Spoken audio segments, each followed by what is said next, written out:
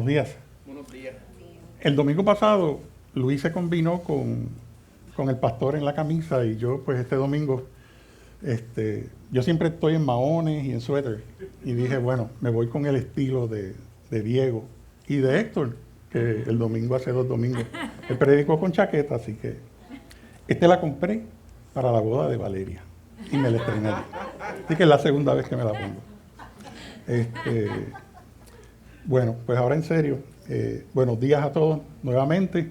Para los que no me conocen, mi nombre es Pedro Pérez y le doy gracias a Dios y a nuestro pastor por darme la oportunidad una vez más de poder estar aquí en esta mañana predicando ante ustedes. Según anunció el pastor el domingo pasado, hoy comenzamos con la tercera y última parte de la serie Legado, que está basada en la carta de Pablo a Tito. Y consta de solo 3 capítulos, es bien corta.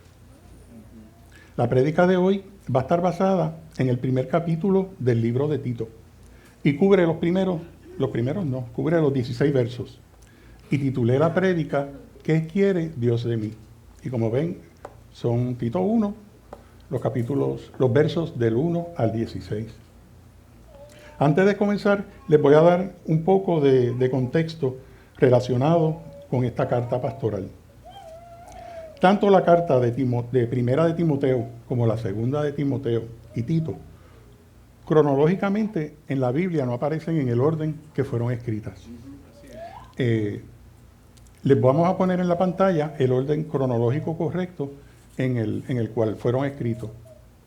Y como verán, se escribió primero primera de Timoteo, luego vino Tito, que es la prédica que vamos a estar dando hoy, y segundo fue Timoteo. También aparecen las fechas aproximadas en las cuales pues, se estima que fueron escritas las 3 epístolas. Lo que tienen en común estas 3 epístolas es que tratan sobre 2 enviados especiales del apóstol Pablo y tenían una misión. La misión era asignar líderes en las iglesias, poner énfasis en la enseñanza de la sana doctrina y corregir problemas causados por falsos maestros en las primeras iglesias que fueron establecidas luego de Pentecostés. Estos enviados fueron Timoteo a Éfesos y Tito en la iglesia de Creta. La mamá de Timoteo era judía y su papá era griego, lo cual hacía judío a Timoteo por la línea materna, mientras que Tito era gentil y de nacionalidad griego. Pablo decidió circuncidar a Timoteo porque si no lo hacía, sería una especie de piedra de tropiezo para los judíos en Éfeso, y lo podían usar como pretexto para no recibirlo, ya que ser circuncidado para los judíos representaba ser parte del pacto de la alianza con Dios. Lo importante es que Pablo decidió circuncidar a Timoteo no por razones de salvación, sino por razones de su credibilidad ante los judíos, para que no lo recibieran y pudiera llevarle su mensaje. En el caso de Timoteo fue otra cosa. Como él era griego y gentil, si le hubiera exigido circuncidarse, el mensaje que le iba a estar llevando a los cretenses era de que para ser salvos también era necesario la circuncisión. Y uno de los problemas que Tito iba a encontrar en Creta, según vamos a ver aquí en el verso 10 de este capítulo, es que habían judaizantes en Creta que creían en Jesús, pero para ser realmente salvos, ellos creían que necesitaban cumplir con todas las prácticas y las ceremonias judías. Y esto incluía ser circuncidado. En el primer capítulo, Pablo y Tito habían estado juntos ministrando en la isla de Creta. Pero Pablo tuvo que irse y le escribe a Tito para alentarlo a completar su ministerio en la isla y en específico que hiciera lo siguiente. Primero, él le pide que completara la organización de las iglesias haciendo nombramientos de ancianos que fueran maduros y piadosos,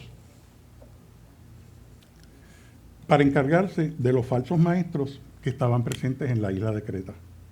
Segundo, era para dar instrucciones sobre la conducta adecuada que debían de tener en las iglesias. Es bien importante saber que ni Pablo ni Tito fueron los que establecieron las primeras iglesias en Creta. Entonces, ¿quién fue el que las estableció? Como dice nuestro pastor Miguel, gracias por preguntar. La contestación la vamos a encontrar en el verso 11 del capítulo 2 del libro de Hechos, que en específico menciona que el día en que fueron bautizados y llenos del Espíritu Santo, o sea, de Pentecostés, estaban reunidos judíos de diferentes naciones, y entre ellos menciona que habían cretenses y árabes, por lo que es probable que los judíos de la isla de Creta, que estaban en Jerusalén el día de Pentecostés, se convirtieron en creyentes y establecieron entonces iglesias cuando regresaron a Creta. Para los que no están familiarizados con la localización de la isla de Creta, le estamos mostrando en las pantallas un mapa donde se ve la localización. El mapa les muestra que vemos a Italia, que es el país que parece una bota. Luego vemos a Grecia, y al sur de Grecia se encuentra en el mar Mediterráneo la isla de Creta. Esa isla tiene, su geografía es similar a la de la isla de Puerto Rico porque es más larga que ancha. Y se estima que tiene 162 millas de largo y 37 de ancho. Ahora, por favor, vayamos a nuestras Biblias y leamos los 16 versos del capítulo 1 del libro de Tito. La versión que voy a estar usando para leerles es la de la Reina Valera del 1960. Y la palabra del Señor dice así: Salutación. Pablo, siervo de Dios y apóstol de Jesucristo, conforme a la fe de los escogidos de Dios y el conocimiento de la verdad que es según la piedad, en la esperanza de la vida eterna, la cual Dios, que no miente, prometió desde antes del principio de los siglos, y a su debido tiempo manifestó su palabra, por medio de la predicación que me fue encomendada por mandato de Dios nuestro Salvador. A Tito, verdadero hijo en la común fe, gracia, misericordia y paz, de Dios Padre y el Señor Jesucristo, nuestro Salvador. Requisitos de ancianos y obispos. Por esta causa te dejé en Creta, para que corrigieses lo deficiente y establecieses ancianos en cada ciudad, así como yo te mandé. El que fuere irreprensible, marido de una sola mujer, y tenga hijos creyentes, que no estén acusados de disolución ni de rebeldía, porque es necesario que el obispo sea irreprensible, como administrador de Dios, no soberbio, no iracundo, no dado al vino, no pendenciero, no codicioso de ganancias deshonestas, sino hospedador, amante de lo bueno, sobrio, justo, santo, dueño de sí mismo, retenedor de la palabra, fiel tal como ha sido enseñada, para que también pueda exhortar con sana enseñanza y convencer a los que contradicen. Porque hay muchos contumaces, o sea, personas rebeldes, habladores de vanidades, engañadores, mayormente los de la circuncisión, a los cuales es preciso tapar la boca, que trastornan casas enteras, enseñando por ganancia deshonesta lo que no conviene. Uno de ellos, su propio profeta, dijo: los cretenses, siempre mentirosos, malas bestias, glotones, ociosos. Este testimonio es verdadero. Por tanto, repréndelos duramente para que sean sanos en la fe, no atendiendo a fábulas judaicas, ni mandamientos de hombres que se apartan de la verdad. Todas las cosas son puras para los puros, mas para los corrompidos e incrédulos nada les es puro, pues hasta su muerte y su conciencia están corrompidas.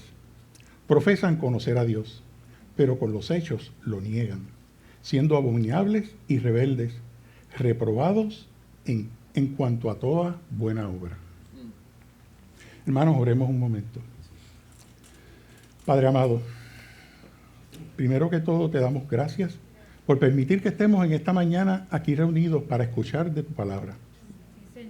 Permite que el conocimiento de tu palabra nos transforme en hombres y mujeres que vivamos una vida en consistencia con lo que creemos y sea palpable ante este mundo que no te conoce.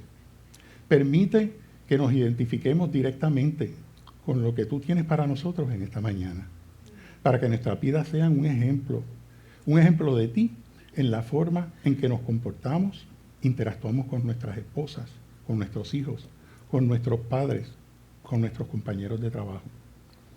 Ayúdanos a constantemente, Padre, vivir una vida en la cual nos parezcamos a Cristo. Y todo esto te lo pedimos en el nombre de Jesús de Nazaret. Amén. Amén. Bueno.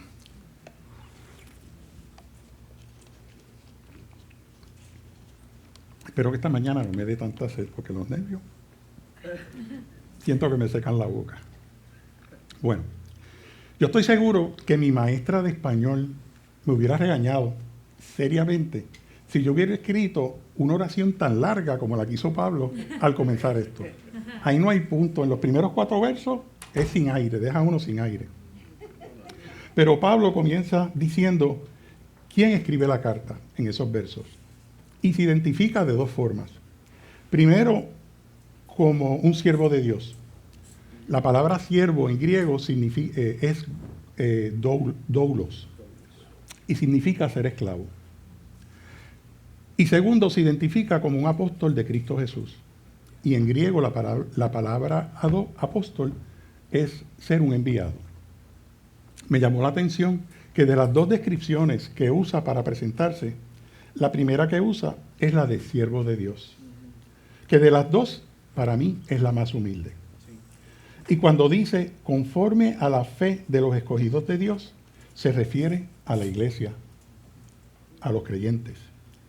Y cuando dice el conocimiento de la verdad, que es según la piedad, él se está refiriendo a la importancia de conocer lo que es la sana doctrina, ya que al conocer la verdad inequivocadamente nos va a llevar a vivir una vida piadosa.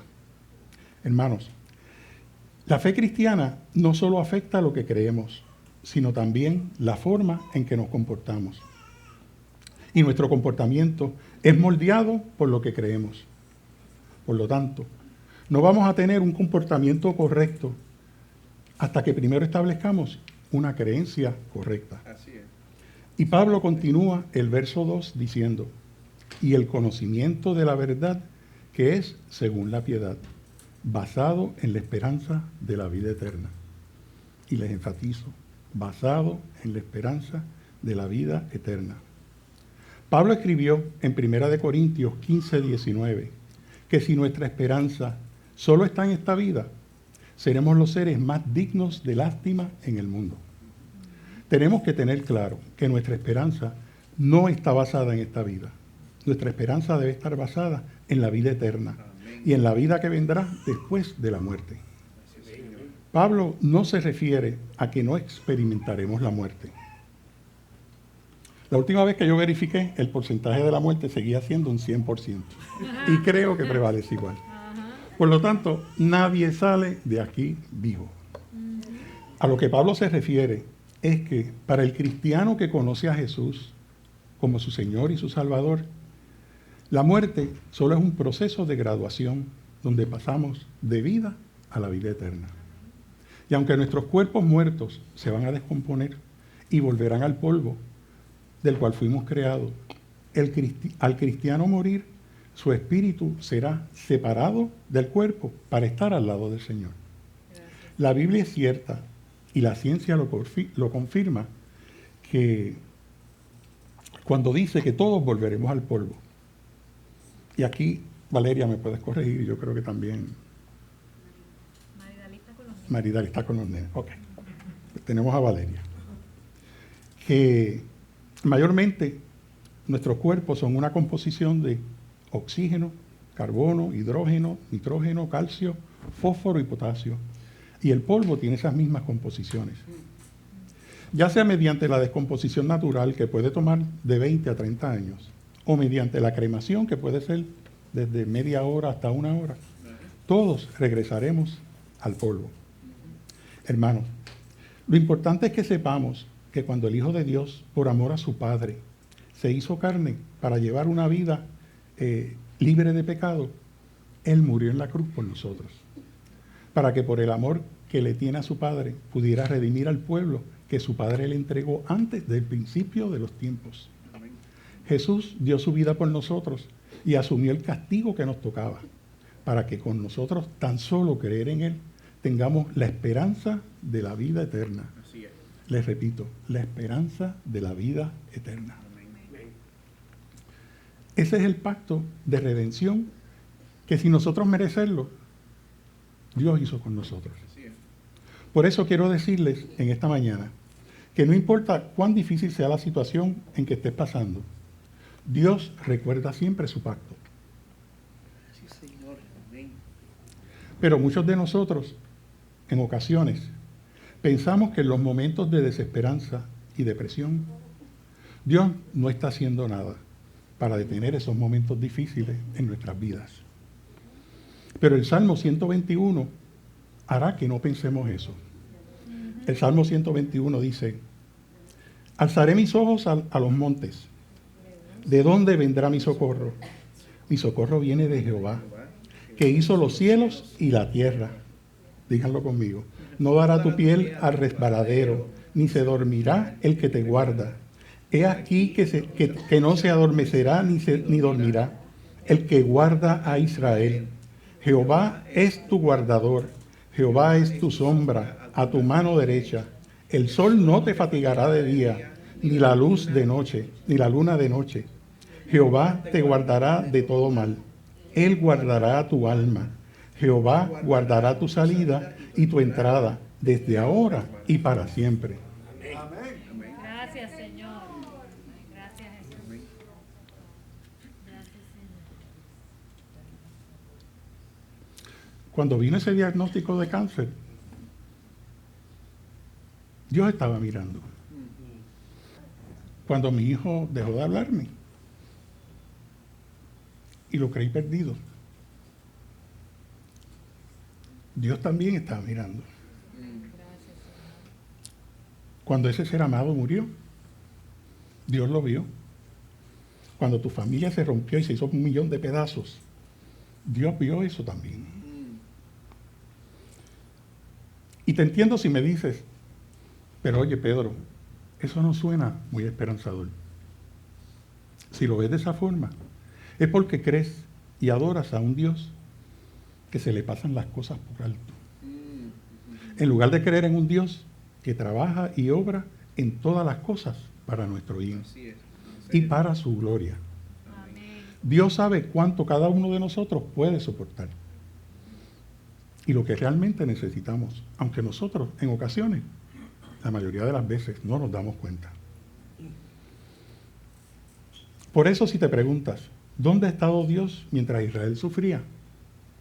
¿Dónde estaba Dios mientras masacraban a los judíos? ¿Dónde estaba Dios mientras tú sufrías el día más oscuro de tu vida? La contestación es bien sencilla. Dios estaba en el mismo lugar que estaba cuando aplastó y demolió a su Hijo Jesús en la cruz para resolver el problema de nuestro pecado y reconciliarnos con Él.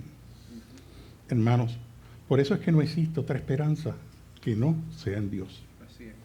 Y es en el Dios que recuerda su pacto, es en el Dios que nos ve y sabe todo lo que nos ocurre. Gracias.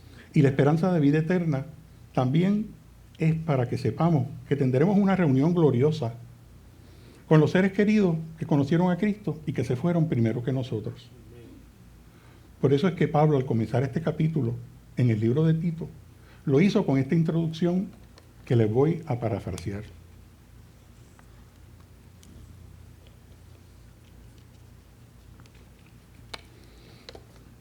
En otras palabras, él dice: por eso es que hago todo esto.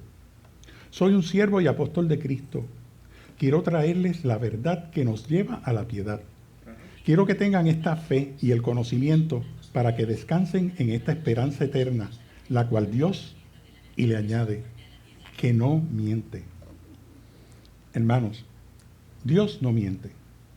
Y nos lo enfatiza en 1 Samuel 15, 29, cuando dice: el que es la gloria de Israel no mentirá, ni se arrepentirá, porque no es hombre para que se arrepienta. Continúa en el verso 2 del libro de Tito diciendo: porque nos dio esta esperanza de la vida eterna desde antes del principio de los siglos. Hermanos, el propósito de Cristo, redimir a la humanidad, fue puesto en marcha antes del principio de los tiempos. Amén. Y Dios es fiel a todas sus promesas. Así es.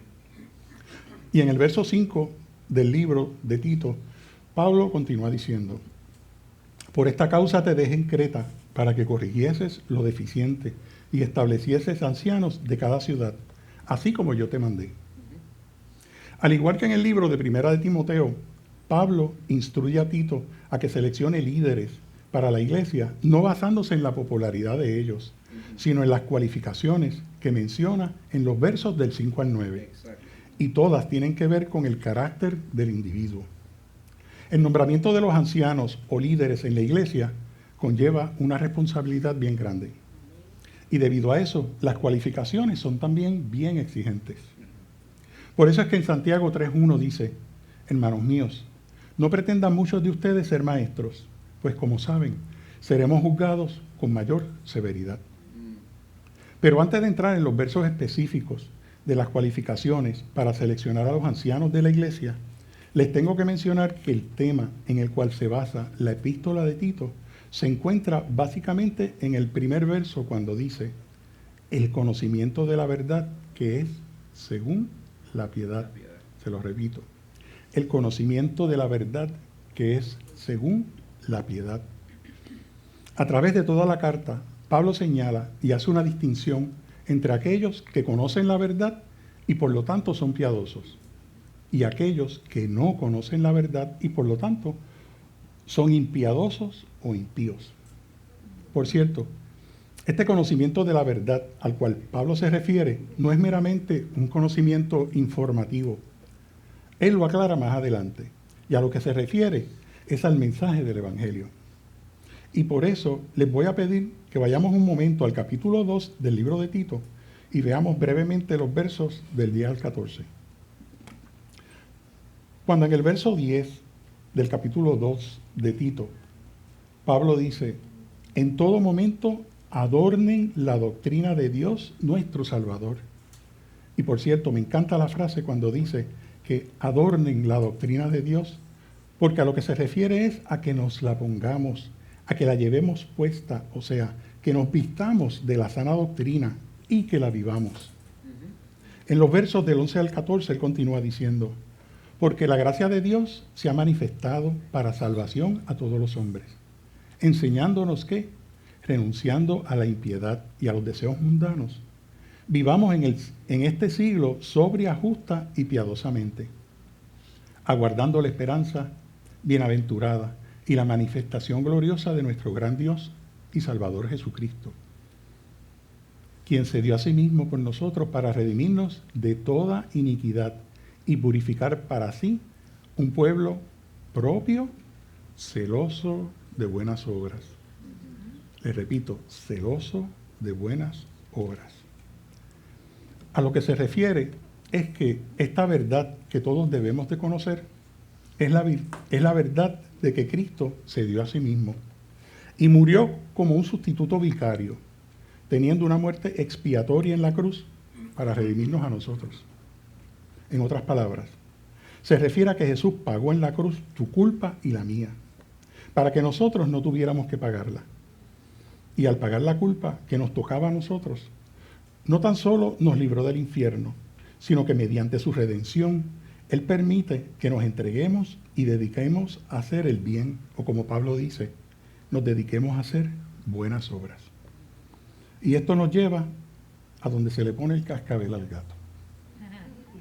Me refiero a donde se encuentra la médula de todos los asuntos que influyen en nuestro comportamiento y en nuestro caminar por la vida.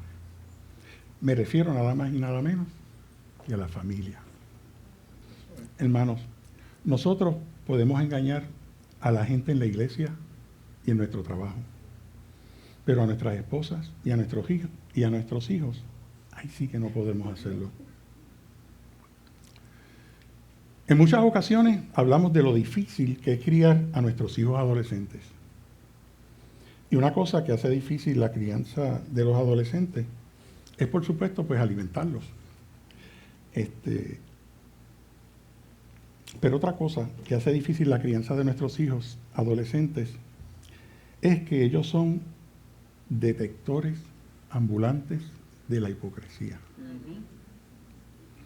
Menos la de ellos mismos. Todos pasamos por ahí, porque todos fuimos adolescentes. Pero fuera de ellos mismos, ven toda la hipocresía en nosotros. Y eso es como un puntillazo de muerte para un padre y una madre que de la boca para afuera profesa a Cristo, pero no lo vive internamente. Hermanos, con nuestros hijos no podemos esconder nada. Y yo estoy seguro que todos los que tenemos hijos hemos saboreado esa medicina amarga en algún momento de nuestras vidas. Es más, yo estoy seguro que alguno de nosotros lo hizo hoy, y tan reciente como esta mañana. Tuvimos una gran pelea antes de llegar a la iglesia. Argumentábamos que uno de nosotros no se levantó temprano. Y comenzamos a comernos entre nosotros. O quizás no nos gustó en la forma en que nos dieron un corte al frente de nuestro auto mientras veníamos conduciendo hacia la iglesia en la I-4. Y cuando llegamos a la iglesia nos encontramos que el estacionamiento que siempre usamos nosotros nos lo tomó otra persona. Y como consecuencia de nuestra molestia, apretamos nuestros dientes y nuestras mandíbulas. Pero cuando vemos que el pastor llegó, con una sonrisa decimos: buenos días, pastor, ¿cómo está? ¿Todo bien? Nos tomamos de la mano a nuestra esposa y aquí no ha pasado nada. Por eso es que cuando los matrimonios se descomponen, usualmente la respuesta en la iglesia es: ¿pero cómo es posible que ellos se están divorciando? Jamás me di cuenta. Hermanos, y la razón de eso es que nosotros podemos escondernos allá afuera, pero adentro de nuestro hogar eso es imposible hacerlo. Ahí es donde verdaderamente somos lo que somos. En nuestra casa la máscara no nos dura mucho tiempo. Es interesante ver en el capítulo 2, que Daniel predicará el domingo que viene, el listado de cualificaciones que Pablo menciona aplica en su mayoría a las mujeres. Pero Pablo también menciona a los ancianos y a los jóvenes y a los esclavos. Les menciono esto porque mientras que la del capítulo 1 nos van a aplicar a nosotros, al varón mayormente, de las cuales vamos a estar hablando hoy.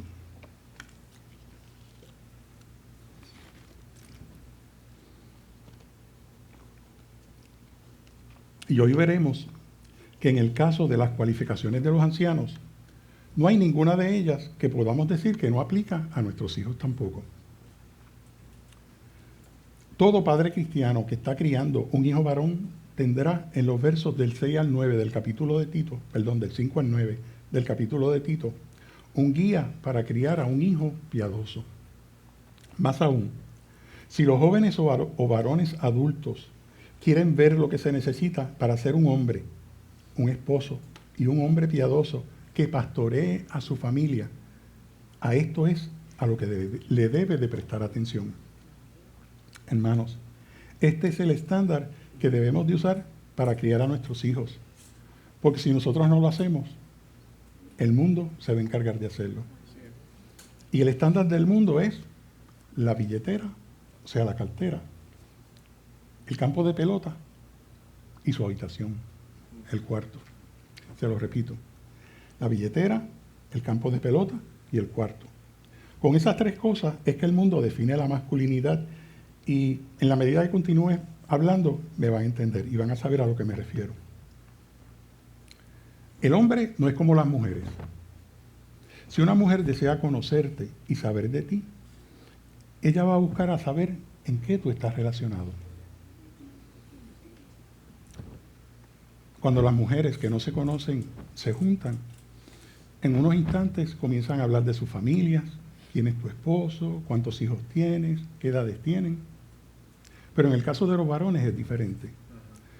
Cuando nosotros queremos conocernos entre sí, lo primero que queremos saber es cuál es tu trabajo, a qué te dedicas. Eso tiene la implicación de cuánto te ganas. Por eso lo de la billetera, la cartera. Por lo general, queremos medirnos y compararnos el uno con el otro, saber cuán exitosos somos. Luego el tema común es el de los deportes. Saber si practicas algún deporte, como el de la pelota, baloncesto, hockey, natación, los jueguitos electrónicos. Por eso lo del campo de pelota. Y por último, el cuarto, la habitación. Les mencioné ese porque ese tiene que ver con la conquista de las mujeres. Hermanos, mayormente de esa es la manera en que el mundo define la masculinidad. Y cuando nuestros hijos están allá afuera, eso es lo que escuchan una vez y otra vez y otra vez. El mundo clama que esa es la forma en que se debe de criar un hombre y que debe de comportarse. Y si no tenemos nada más que ofrecerle a nuestros hijos, lo único que le ofreceremos será la billetera, el campo de pelota, el cuarto y con suerte sobre eso, la Biblia. Por eso es que tenemos que tener en mente, no en mente, sino una mentalidad opuesta a la del mundo. Así es. Y damas, si desean ser una esposa, una madre sirviendo al Señor, presten atención, porque de lo que vamos a hablar en esta mañana es lo que debes de estar buscando. Y si no es lo que estás buscando, por favor, aprende a querer esto en lugar de lo que pensabas que tú querías. Con estas cosas en mente, veamos los versos del 5 al 9, del primer capítulo de Tito. Verso 5 dice: por esta causa te dejé en Creta, para que corrigieses lo deficiente y establecieses ancianos en cada ciudad, así como yo te mandé, el que fuere irreprensible. Vamos a ver esta palabra varias veces en estos versos. Irreprensible se refiere a ser irreprochable. No es ser perfecto, Cristo es perfecto. Se refiere a que debemos de dar el ejemplo, debemos de ser ejemplares. Se refiere a que no van a haber cosas malas que nosotros hayamos hecho en nuestro pasado, no van a haber cargos por cosas que hayamos hecho que aún prevalezcan en nosotros. Marido de una sola mujer. Se refiere a que no sea un mujeriego. Que no tratemos a las mujeres como si fueran el objeto de nuestros afectos. Que no se nos vaya el ojo cuando veamos una falda. Que estemos comprometidos a ser hombres de una sola mujer.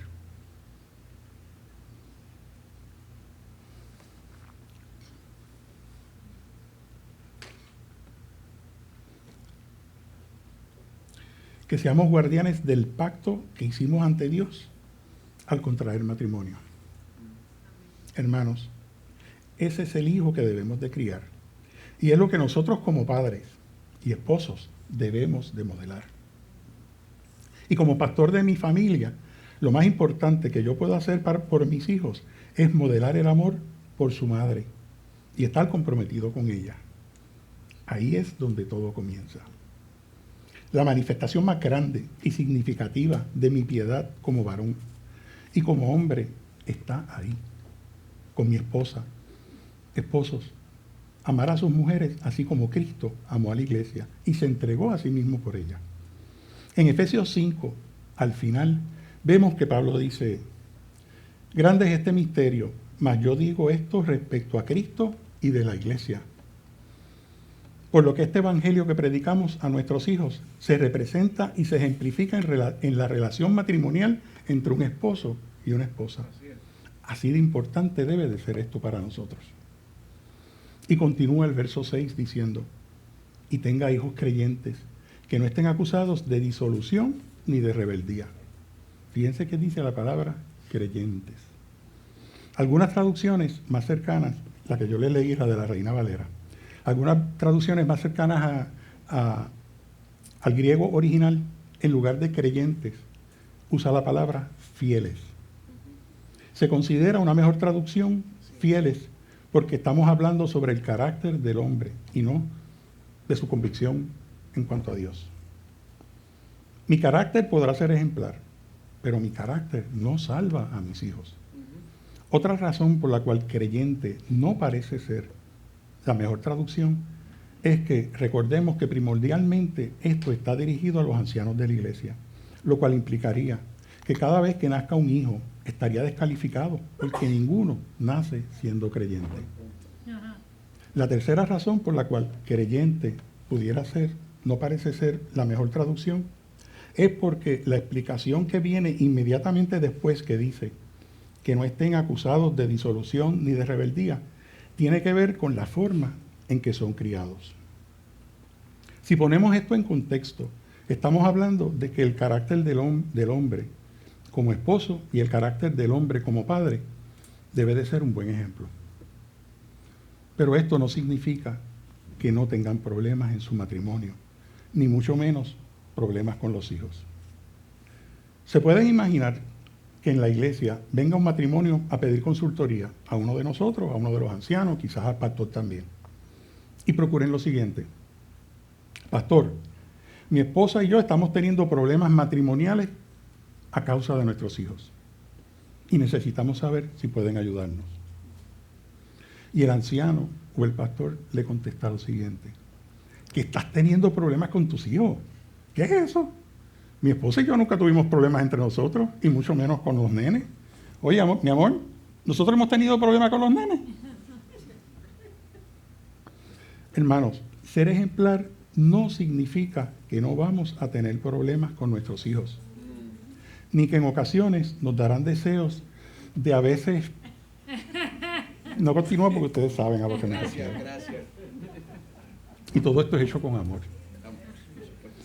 A lo que se refiere es que podemos dar un buen consejo, podemos aconsejar bien a nuestros hijos a enfrentarse con los problemas, y debemos dar un buen ejemplo al disciplinarlos y en la forma que los aconsejamos, y también en la forma que los restauramos.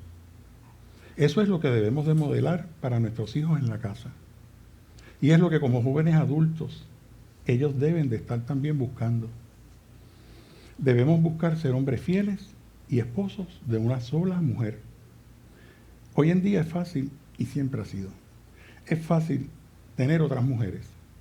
Muchos hombres lo hacen todo el tiempo. Ahora, lo difícil es tener el carácter para serle fiel solo a una. Y el ser hombre con quien una mujer, ser el hombre con quien una mujer desee estar todo el tiempo. Sí, porque a las mujeres también eso le ocurre. Y en las palabras que ese gran teólogo Forrest Gump dijo, esto es todo lo que tengo que decir sobre esto.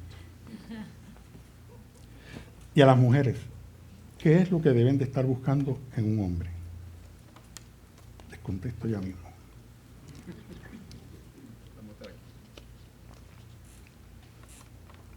Deben buscar en un hombre a uno que esté buscando tener una esposa y no un juguete. Y un hombre que quiera casarse y algún día ser padre de sus hijos. Si dice que no le gustan los niños, que no quiere tener hijos, quizás deban de pensarlo 2 veces, porque no creo que le sea conveniente. El primer mandato de Dios en el matrimonio es ser fructífero y multiplicarse. Es parte de la razón por la cual estamos aquí. Yo sé que en nuestra cultura actual y en este tiempo que estamos viviendo, se promueve mucho y se antepone a la familia el que una mujer sea exitosa. Y se muestra como un estorbo a su desarrollo profesional el tener hijos. Y a raíz de eso es que nace en ocasiones el desprecio hacia los niños. Pero eso es una mentira de esta cultura que no debemos de creer. Nuestra actitud hacia los niños debe ser de verlos como una bendición. Y ellos son nuestra herencia del Señor. Y mientras estoy en este tema, pienso que tampoco debemos de tomar por sentado que las parejas siempre van a poder tener hijos. Yo he escuchado a muchas parejas jóvenes decir que por ahora no quieren tener hijos, que lo van a considerar luego o más tarde en sus vidas, o posponen el embarazo por otras razones. Y cuando llega el momento, que era luego, y desean tener hijos, se enteran por primera vez de que para tenerlos no es tan sencillo como hacer así. Y entonces las parejas van de no sé si tenerlos ahora, por favor Dios, permite que quede embarazada. De la misma forma les tengo que decir que hay ocasiones en que por alguna razón biológica, algunas parejas que desean tener hijos no los pueden tener. Eso es una lamentable realidad que algunas parejas viven. Pero para esas parejas les tengo buenas noticias. La primera es que si la pareja se pone de acuerdo, pueden adoptar hijos. Pero no pueden ver la adopción desde el punto de vista egoísta, pensando en que el hijo que adopten va a llenar un hueco en la vida de ellos. Es todo lo contrario. Como padres adoptivos, ustedes serán los que llenarán el hueco en la vida del niño o de la niña que adopten. Y créanme, que yo no sabía lo que en verdad conllevaba la adopción hasta que lo conocí mediante un matrimonio amigo que tiene un ministerio de adopción en Puerto Rico. Trabajando con ellos, conocí lo que en verdad es la adopción. Y más importante aún, lo que bíblicamente hablando representa la adopción en nuestras vidas como cristianos. Les dije que la primera opción es mediante la adopción y la segunda no se las he mencionado. Se las voy a decir ahora. La segunda es que Dios pueda hacer milagros. Amén. Yo les puedo confirmar eso porque soy testigo ocular de uno. Conozco este matrimonio amigo mío, a ambos, que clínicamente como parejas le habían diagnosticado que no podían tener hijos. Y luego de aproximadamente 10 años de matrimonio, deciden adoptar una hermosa niña. El proceso de adopción de ellos fue bien diferente al de las demás parejas. Y fue diferente porque la madre adoptiva tuvo el privilegio de estar en el parto de la madre biológica. Y desde que nació esa niña, fue adoptada por esa pareja. Pero la historia no termina ahí. Lo increíble es que al cabo de aproximadamente 1 año y medio, inexplicable y milagrosamente, la madre adoptiva, que había sido diagnosticada que no podía tener hijos, quedó embarazada y tuvo una hermosa niña. Hermanos, los milagros ocurren. Continuamos con el verso 7. Porque es necesario que el obispo sea irreprensible. Vuelve otra vez con la misma palabrita. Comenzamos de nuevo. Porque es necesario que el obispo sea irreprensible como administrador de Dios. Ahora está hablando de como administrador de Dios. Y ahora vienen los negativos. Como administrador de Dios, que no sea soberbio, que no sea iracundo, no dado al vino, no pendenciero, no codicioso de ganancias deshonestas. Hermanos, les tengo que decir que si vemos estas cualidades que no son buenas en nuestros hijos, se las debemos de corregir, se las debemos de reprender y lo debemos de discipular en esta área. Pero más importante aún, debemos de pedirle a Dios, debemos de orar a Dios para que Dios le quite esas cualidades que no son producto de una crianza de un padre piadoso. Y si como padre o esposo te encuentras tú luchando con la arrogancia, con el mal genio, con la embriaguez, la violencia o la codicia, si tienes estas cualidades y te encuentras aquí hoy o estás escuchando esto, arrepiéntete de ese pecado y vuélvete a Cristo. Puedes encontrar perdón, pero es importante también que consigas a alguien que te ayude a salir de eso y encuentres restauración. Y de la única forma que la vas a encontrar es en Cristo. Verso 8. Sin hospedador, amante de lo bueno, sobrio, justo, santo y dueño de sí mismo. Hermanos, como varones de Dios, esta es la imagen que nosotros debemos de estar buscando. Y damas, esto es lo que deben de estar buscando en sus maridos.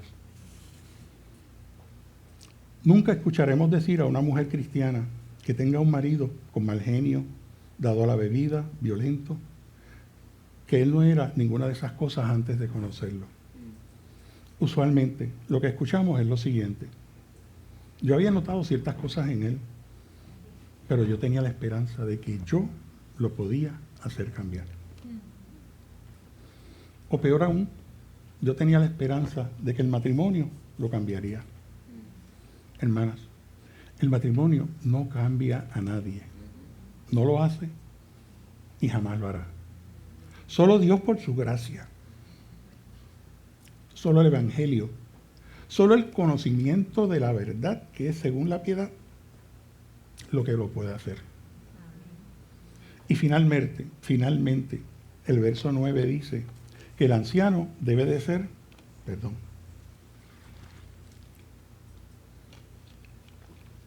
el verso 9 dice que el anciano debe ser retenedor de la palabra fiel, tal como ha sido enseñada, para que también pueda exhortar con sana enseñanza y convencer a los que contradicen.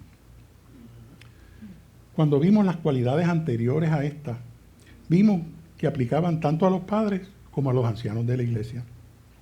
Pero cuando llegamos a estas, a las que están aquí en el verso 9, podríamos pensar que estas solamente aplican a las personas que sirven como ancianos en la iglesia. Y me refiero en particular a la parte que dice retenedor de la palabra fieles y exacta, fiel tal como ha sido enseñada, para que también pueda exhortar con sana doctrina y enseñanza. Ahora bien, si crees que eso aplica solo a los ancianos, cuando la palabra dice que sea retenedor de la palabra fiel tal como ha sido enseñada, ¿no quieres que tu hijo sea retenedor de esa palabra fiel? Y si no es retenedor de la palabra fiel y no la conoce, ¿cómo hará su esposa santa y limpia al lavarla mediante la purificación de la palabra de Dios? ¿Cómo lo hará? La palabra también nos dice que como padres no provoquemos a ira a nuestros hijos, sino que los criemos en la disciplina y en la amonestación del Señor. ¿Cómo lo hará si no se aferra a la palabra fiel tal como le ha sido enseñada, para que pueda exhortar y amonestar en sana doctrina a sus hijos? ¿Cómo se instruye en sana doctrina si no se aferra a la sana doctrina? ¿Y cómo podemos educar a nuestros hijos en la disciplina e instrucción de la palabra del Señor si no estamos instruyendo nosotros sana enseñanza? Hermanos, esto es lo que los ancianos debemos de modelar en la iglesia. Y también es lo que los hombres como pastores responsables del hogar debemos de modelar. Y damas, permítanme decirles que si no han encontrado un hombre cuya piedad es algo que ustedes quieren para que pastoree a sus hijos, es mejor que esperen conseguirlo que casarse con uno que no lo sea. Con quien ustedes se casen deberá ser el padre de sus hijos y pastor de su familia. No importa cuán alto, guapo, adinerado, good looking, como decimos nosotros, eso no importa. Yo he escuchado testimonios de mujeres que darían cualquier cosa por tener a su lado un hombre piadoso, que ame al Señor, que conozca la palabra, que la discipule a ella y que pueda discipular a sus hijos y sea ejemplo de un padre piadoso, en lugar de ella tener que rescatar a sus hijos, no tan solo del mundo, sino también de la influencia de un padre impío. Nada es más importante que eso. Hermanos, eso es lo que el Evangelio debe producir y produce en nosotros. Y en eso es que como esposos, esposas, padres y madres debemos de poner nuestra esperanza, que nuestros hogares lleguen a parecerse a esto, para que las generaciones futuras también puedan verse así. Yo sé que nuestros hogares no son perfectos, el mío no lo es y yo estoy seguro que el de ustedes tampoco. Y créanme, jamás lo va a hacer. Pero, siempre hay un pero. Pero si creemos que Dios es soberano, tanto de los medios como de los resultados, y si los resultados son obtener futuras generaciones de familias piadosas, el medio para obtenerlas es con una generación de familias fieles a la palabra del Señor. Les garantizo que de esta forma, en algún momento del futuro, habrán generaciones que sean fieles a la palabra del Señor. Quizás luego de escuchar esto, algunos de ustedes dirán, oye Pedro, yo escuché lo que tú dijiste y lo entiendo, pero lo que pasa es que mi esposo nunca ha visto esto. Mi esposo nunca ha sido expuesto a esto. O pueden decir, ¿qué hago si a pesar de haberle hablado a mi esposo sobre esto, aún así a él no le interesa? Yo me sonrío cuando a veces pues uno puede escuchar estas cosas y no me sonrío con malicia. Me sonrío porque en un sentido yo estuve donde está ahora tu marido. Al igual que él.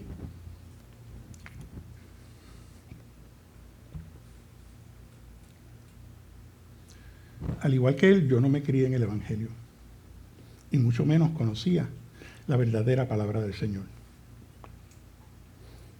Y no fue hasta luego de 2 divorcios y tarde en mi vida que el Espíritu Santo puso convicción en mí. Lo digo porque para uno cambiar y reconocer la verdad de Dios que está en las Escrituras, uno no tiene que haber nacido en el Evangelio. Uno no tiene que haber crecido en esto. Y si te preguntas, ¿qué puedo hacer si mi esposo me abandonó? Mi esposo murió. Yo nunca tuve un esposo. El hijo que tengo lo tuve como una madre soltera.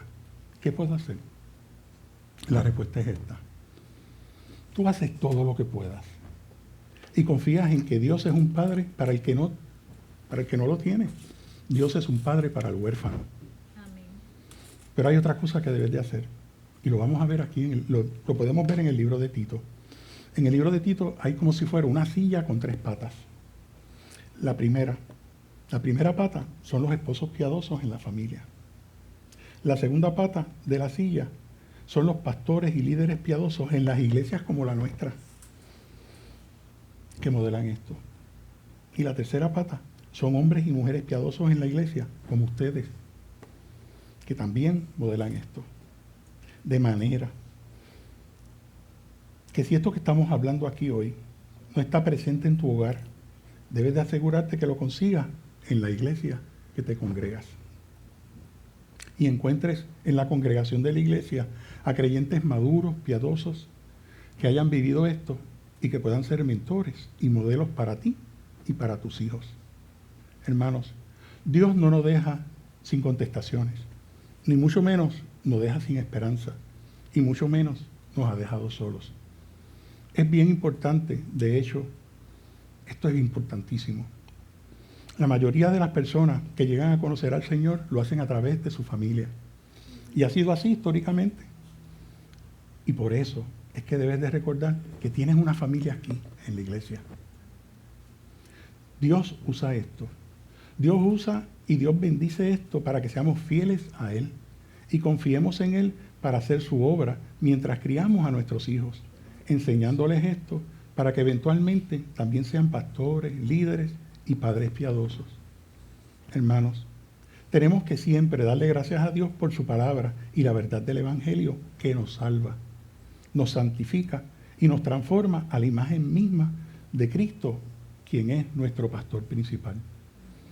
También debemos pedirle que mediante su gracia nos conceda el deseo de que abracemos el Evangelio para que creamos en Él y nos transforme, que nos cambie, para que levantemos líderes y hogares piadosos, para que sean fieles a Dios y den fruto para las futuras generaciones. Como iglesia, esa debe ser nuestra esperanza y ese debe ser nuestro anhelo. Y se lo debemos de pedir a Dios porque creemos que eso está en acuerdo con la voluntad de quien es nuestro Señor y nuestro Salvador, quien es nuestro Maestro y nuestro Redentor, y quien es el Rey de Reyes. El grupo de adoración puede subir.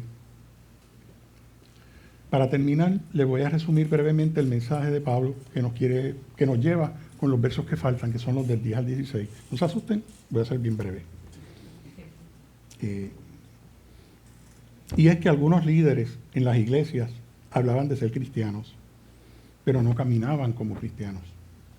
Pablo nos muestra que los problemas que tenían en la iglesia en sus comienzos aún prevalecen en las nuestras hoy en día. Es un excelente recordatorio para nosotros de que nuestro caminar como cristianos debe de coincidir con la forma en que actuamos y obramos en la vida. Que si decimos ser cristianos, debemos de llevar una vida sin hipocresía, para que cuando otras personas vean nuestras vidas, vean que nos parecemos a Cristo y demos ejemplo de serlo. Eso no quiere decir que no van a haber ocasiones donde nosotros como padres, esposos, líderes en la iglesia o pastores fallemos. O quizás no demos buenos ejemplos. Pero cuando eso suceda, debemos de siempre pedirle perdón a Dios e inclusive a las personas que ofendamos. Pero cuando eso suceda, si lo hacemos de esa forma, obtenemos nuestro perdón y nuestra redención. No quiero terminar sin enfatizarles que nuestro llamado como cristianos es el de llevar una vida conforme a nuestras creencias. Y debemos mostrarlo en la forma en que vivimos, hablamos, interactuamos en el matrimonio, con nuestros hijos, inclusive con nuestros compañeros de trabajo. Muchas gracias y que Dios los bendiga.